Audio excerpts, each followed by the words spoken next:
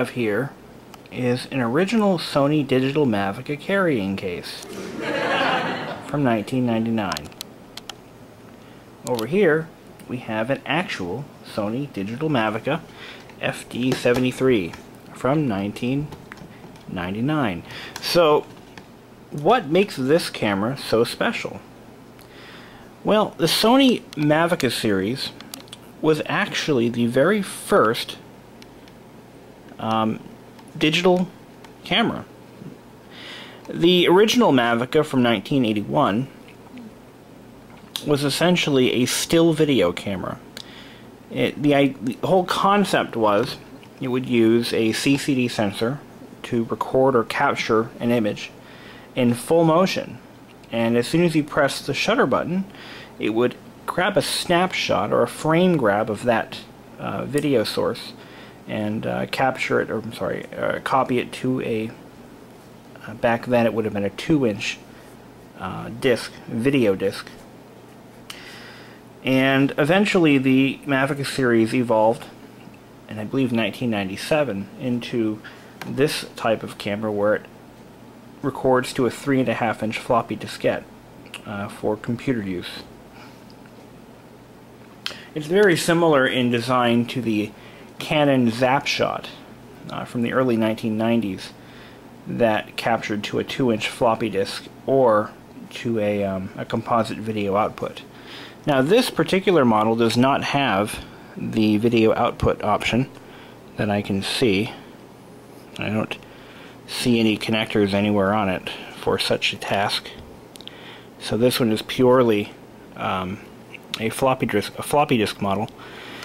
There were other versions of this camera that recorded either to a memory stick or to a CD, a compact CD, a 3-inch CD.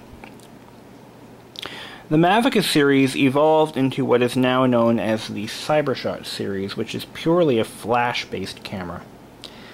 And what made these cameras so popular was that they used a very low-cost storage media, basically a standard 3.5-inch floppy disk.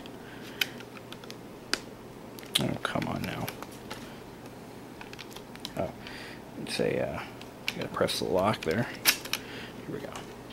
So this will record directly to a 3.5-inch floppy, which at the time every computer, Macintosh or PC, had a floppy drive either built in or as a sidecar unit.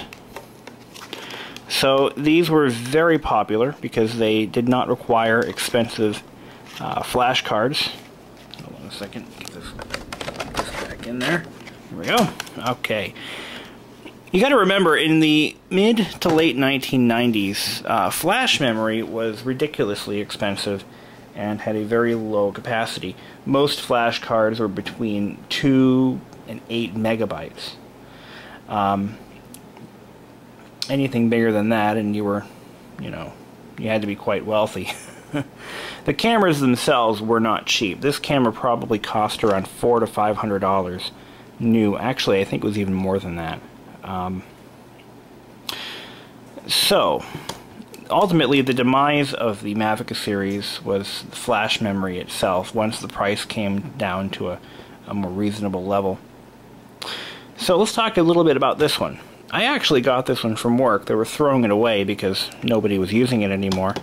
And, we have dozens and dozens of cameras that are much better than this.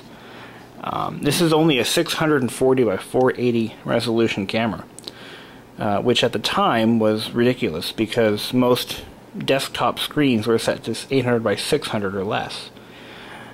So, I mean, you got to figure that was your whole desktop, and of course the technology wasn't that great at the time. So, but for what it is, these cameras were surprisingly sharp and surprisingly user-friendly. So the sad thing is I don't have a battery charger for it, but it did come with a fully charged battery. So let's go ahead and power it on. And here is the home screen, and right now I have it set to play mode. Put it on camera. And there we go. Now it's capturing an image. It's pretty cool. The image is very grainy on screen. It's telling me I have a 75-minute battery life left. This is the flash on-off button. So that's off, that's on. Picture effect menu, negative art, sepia, black and white, solarize, or normal. Program. Oh, here we go. This is your basically your capture mode. So we're going to set it to mountain view. Now it's a little bit brighter. Do portrait mode. Now let's do no program effect. That's actually a little bit better. So let's go ahead and play with the menu a little bit. And then we'll start capturing images and recording them to floppy disks like it's 1999. Alright. I can't do two things at once. This is when a tripod would come in handy, but I'm too lazy to walk upstairs to grab it. Let's see.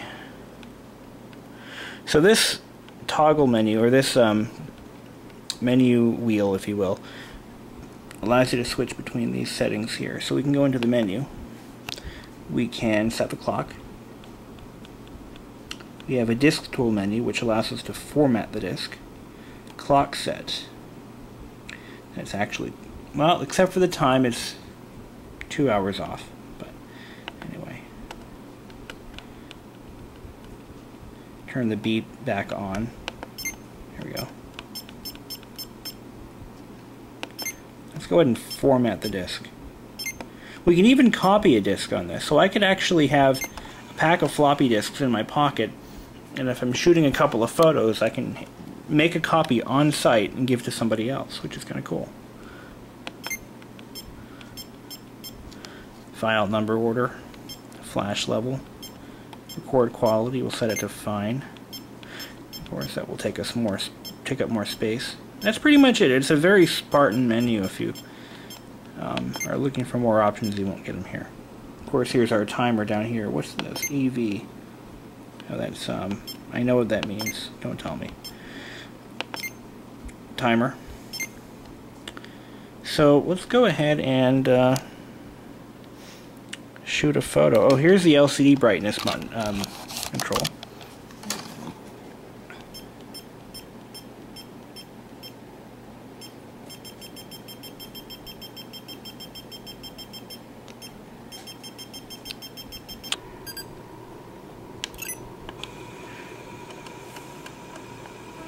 I think I'm pissing her off. No. Zoom out.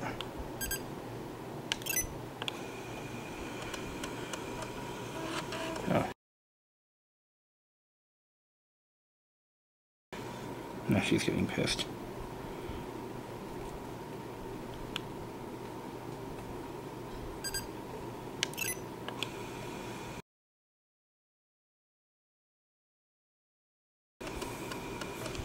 Shit. Image here. Let's take a picture of this clock. Trying to zoom out there.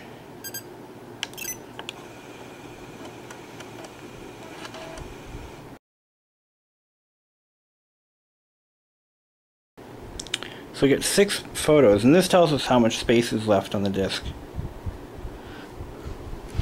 Oh, here's a good test. Let's see how fast the shutter is. I believe it's an ISO 100 equivalent.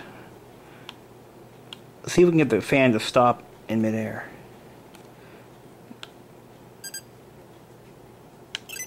Nope. Now let's compare that to a newer camera. PowerShot A470. This is a camera that I've had for about 2 years now. So we're going to do that same shot of the ceiling fan. Watch this.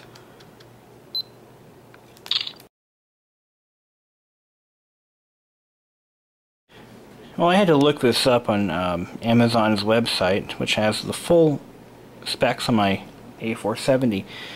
ISO 1600 versus ISO 100. So you see there's a huge difference in capture speed there, or shutter speed, if you will.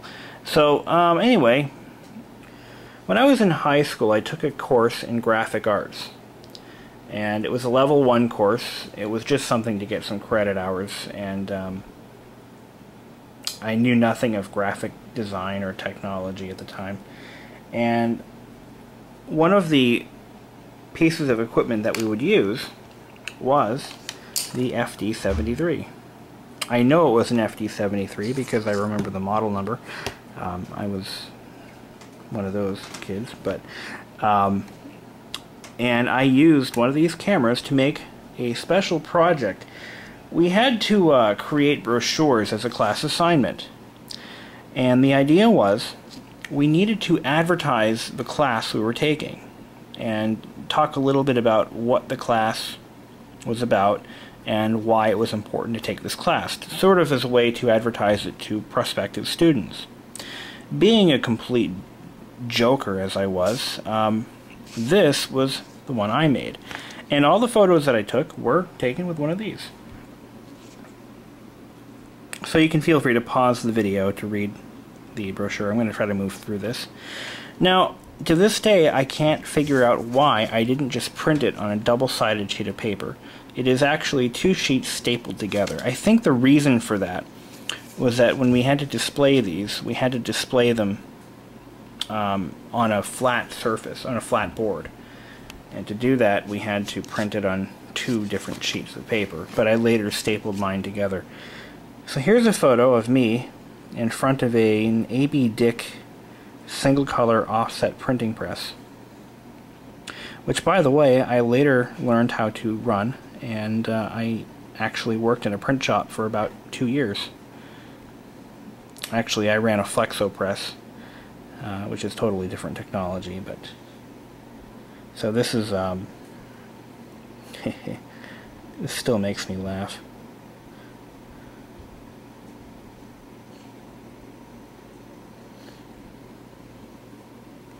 This was a joke because it had to be printed on a black and white printer. I did this as a joke, but it says graphic arts students develop an eye for color. Here is an example of the many colors offered to students for use on the many required projects. Ink comes in many forms, oil-based and water-based. And I took a picture of a bunch of ink bottles in black and white. Hee. Now here, I'm moving ahead too far. This is me pretending to huff chemicals.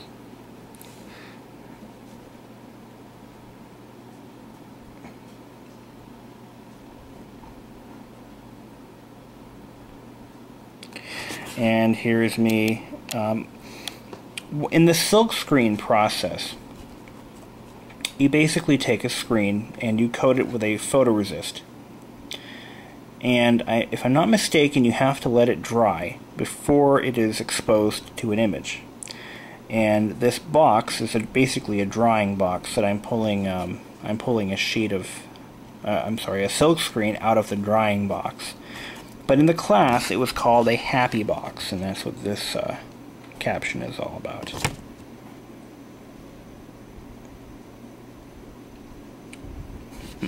There really is no heat, and there aren't really any fumes, in case you're wondering. Now, quotes from past students. This is something I had a lot of fun with.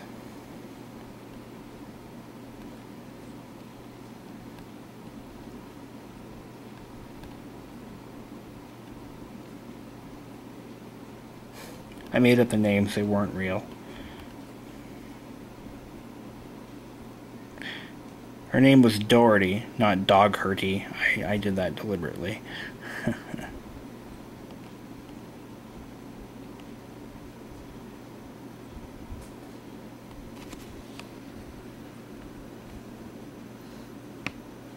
I really was a joker in high school. I mean, this is the kind of stuff that I took all the projects that were assigned to me, and I just made complete fun of them. And that's how I made it through high school. I did pretty well. I think I got an A on this. A plus, actually.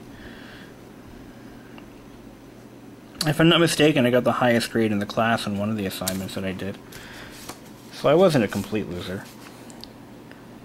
Now, this is a picture of the graphic arts teacher, and this is me editing her photo in, I believe that was Photoshop 5 for Mac. And that's me. So, and read the caption. And so as you can see, I had a lot of fun with this. Oh yeah, this was the hydraulic pump that they used for the pressure washer. It was a pressure washing pump, that's right. And I took it all apart and I left all the pieces strewn everywhere, and then I wrote this.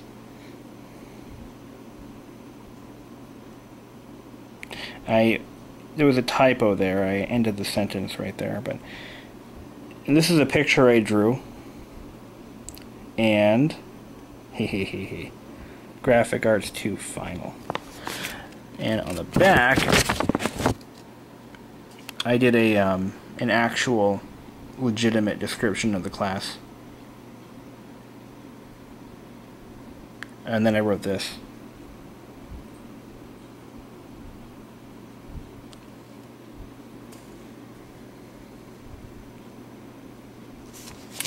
So there's that.